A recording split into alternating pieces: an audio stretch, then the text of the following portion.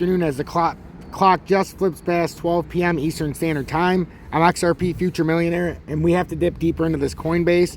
If you guys want to know more about the market, I have a greater, I think, over an hour that I uploaded. It's from Twitch. I didn't play the beginning when I covered the Coinbase stuff because I wanted to bring it to you guys personally, because I want to do it in a different style.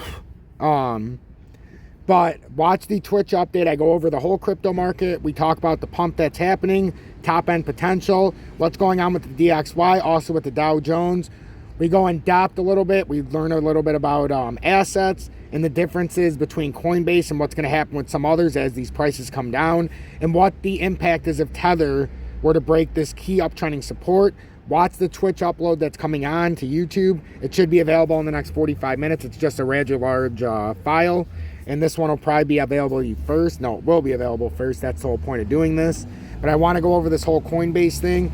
So we're going to focus on Coinbase because you guys have to understand that if this happens, you guys, Coinbase has already filed an article now to warn their holders, they did it legally now, that if they go bankrupt, they will use your holdings as collateral to pay off their lenders that they're indebted to.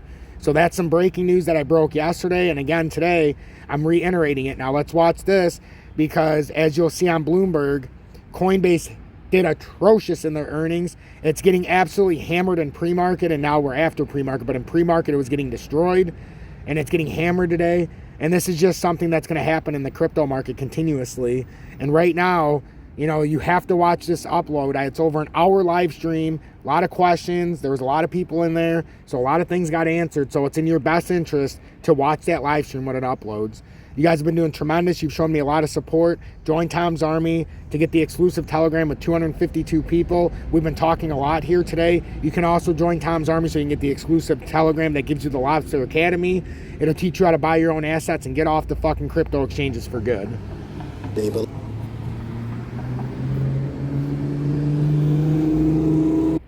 Okay, guys, so I decided to take this in a different direction. The hell with Bloomberg, because they're always a bunch of fucking fudsters. So this is from SCMP, which is South China, whatever the hell this shit is.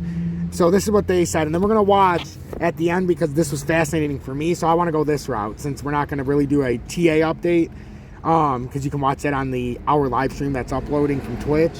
But what's going on is now China is deciding whether or not it's even worth having crypto, and I'm going to play the video after from this media source from South China. Coinbase tells users what happens to their crypto if it goes bankrupt, which could leave them last to get paid. A new company disclosure suggests that Coinbase users would be treated as general unsecured creditors in the event of a bankruptcy. And if you're an unsecured creditor, if the company goes bankrupt, you lose all your holdings. Coinbase CEO Brian Armstrong, I'm not going to... So he said company is not at risk to go bankrupt. What's he going to say? Oh, yeah, we got a chance to go bankrupt. Why would you make that filing if you have no chance of going bankrupt? Just don't be stupid. Pay attention to the facts. Coinbase Global Inc., like the rest of the cryptocurrency market, is having a really tough week, not filing for bankruptcy bad, but the biggest U.S. crypto exchange that just mentioned the B word in a regulatory filing. So if the USA's biggest crypto exchanges can file for bankruptcy, and everybody keeps asking me, can it happen to the rest? Well, if it can happen to them, it can happen to the rest. Just take the fun out of it. Fucking right it can. That would be like saying, fucking, I don't know. Let's see, what's around us? That Myers went bankrupt because there's not enough people shopping and nobody has money. Does that mean Target's going to go bankrupt? Probably. You know, if that was the case. This is the same shit. They're all, if one crypto exchange can go bankrupt and it's the largest in the U.S., imagine that little piece of shit crypto exchange that Hayden's telling you to be on, you know, Bybit or some of these other ones. What do you think's going to happen to them, who are clearly, you're trading futures with USDT and Tether? What do you think's going to happen? They're so overextended. Use your fucking brains and listen to me. Giving its customers a painful reminder of how bad things can get for them if Coinbase ever does get seriously distressed. In a quarterly report, Coinbase added a risk disclosure. Again, why would they ask this? They have to do this legally before they bend you over and pluck your eyes out. If the company were to file for bankruptcy, the court might treat customer assets, not might, they will, guys. There's not a might, they will. They might treat customer assets that the exchange is custodian for, their Bitcoin, Dogecoin, or whatever, as Coinbase's assets. So then they won't legally have to pay back what they owe. They're going to use your hard-earned money and your crypto you've stored up for years possibly to pay it back.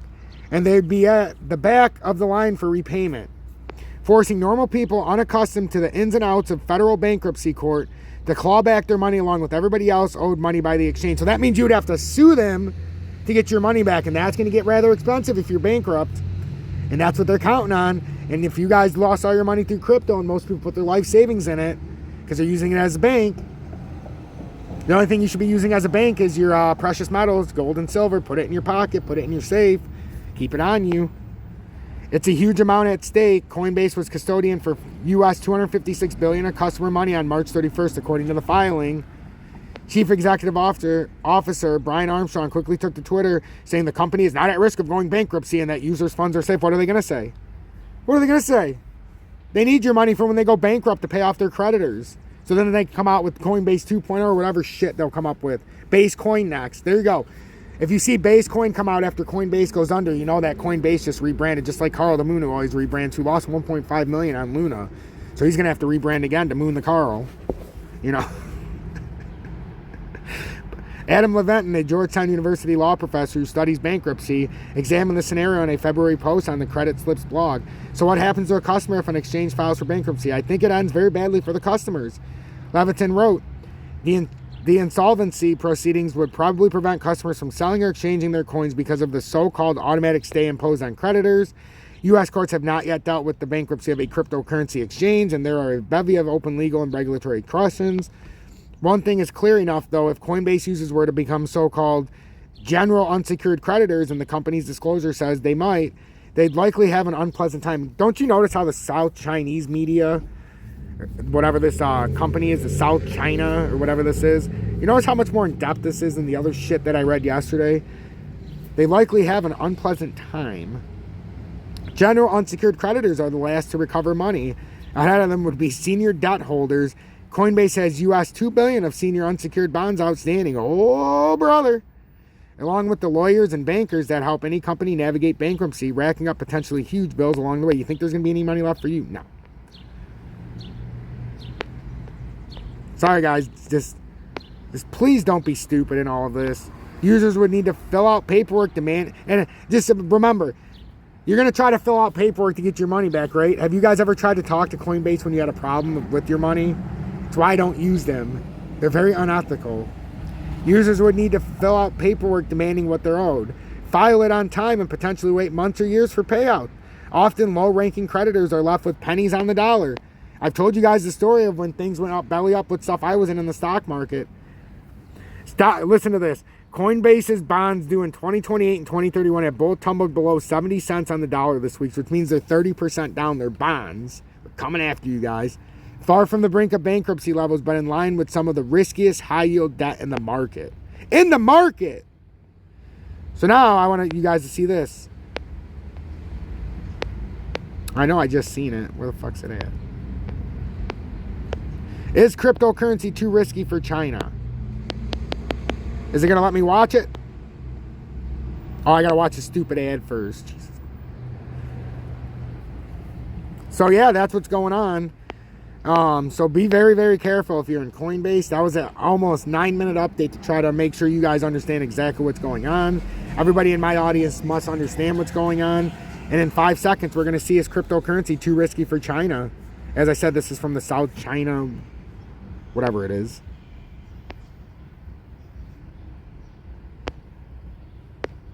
Awesome.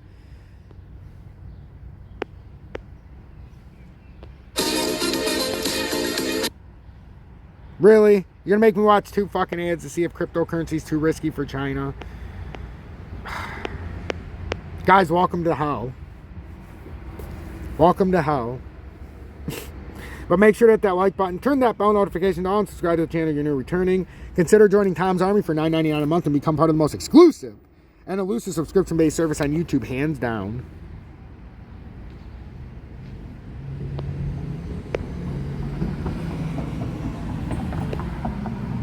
Let's see what we got to say about this. This is the South China Morning Post.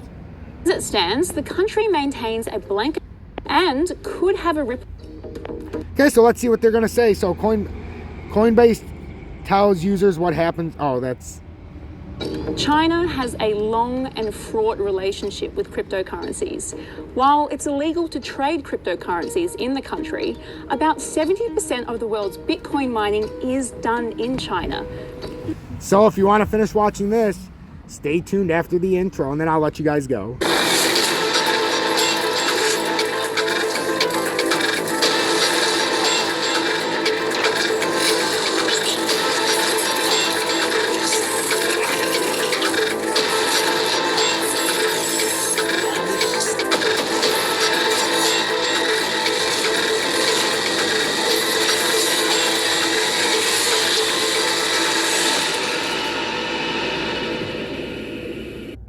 Welcome back, everybody. I know that was loud, but I needed to wake your ass up because this is important. So listen what they're saying in China, and I hope this update helped you. I hope you have a better understanding of what's going on with Coinbase and why you need to get the hell out right now.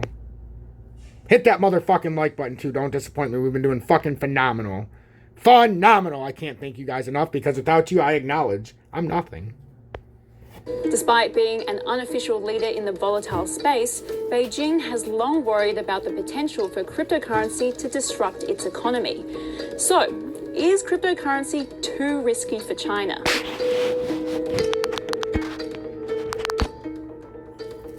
Cryptocurrency is a digital or virtual form of currency. Unlike physical money, it's decentralized, meaning it's not tied to one country and doesn't fall under any central authority. That means people across the globe can trade cryptocurrencies and cut out the middleman, like banks. Bitcoin was the first and most popular cryptocurrency, but there are others in the market such as Ethereum and Dogecoin. While this all sounds appealing, there is a catch. The cryptocurrency market is risky because it's extremely volatile. You just have to look at the price of Bitcoin. When Bitcoin started trading in 2010, it was only 8 US cents per coin. By April 2021, however, it peaked at nearly 65,000 US dollars per coin. But it's not always an upwards trajectory. Bitcoin's value can change by thousands of dollars in a matter of minutes, and could have a ripple effect on the rest of the market. In May, about 1 trillion US dollars was briefly wiped off the market after China announced a tougher ban on banks and payment companies offering crypto-related services. Price volatility can also be exacerbated by comments from people like US billionaire Elon Musk.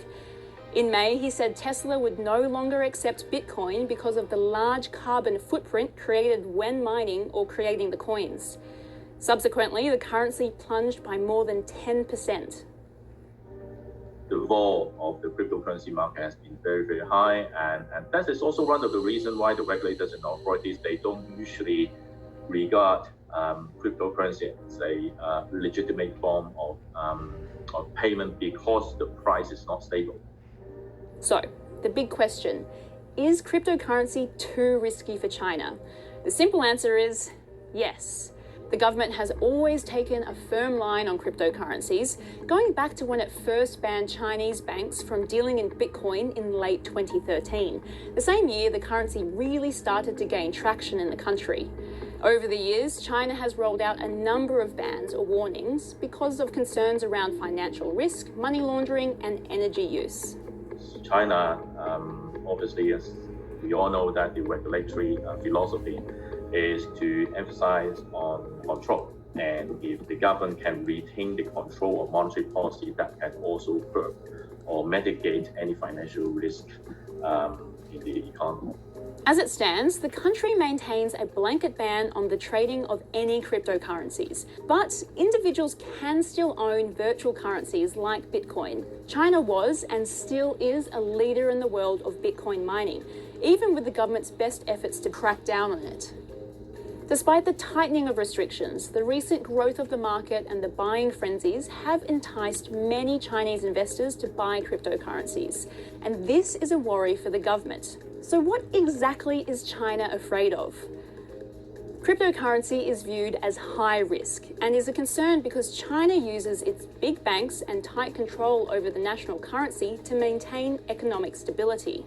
By not being tied to its central bank, cryptocurrency exists outside the control of China, and Beijing doesn't want to lose control of its capital flow. The Chinese authorities are afraid about the cryptocurrency can be a means for of capital outflow, because that is bypassing the cross-border control and the cross-border payment structures. China has said recent wild swings in the currency prices seriously violate people's asset safety and disrupt normal economic and financial order. So you can see China's starting to build a foundation here to where something big's happening, guys. It's not just Luna and it's not just Coinbase. I'm playing all of this stuff and it's not FUD. This is all real shit. Everybody said I was trying to FUD them up with the Luna stuff when I said it was going to zero and it was at $113. Is it FUD? Or am I just that far ahead of the market and I'm just that damn good?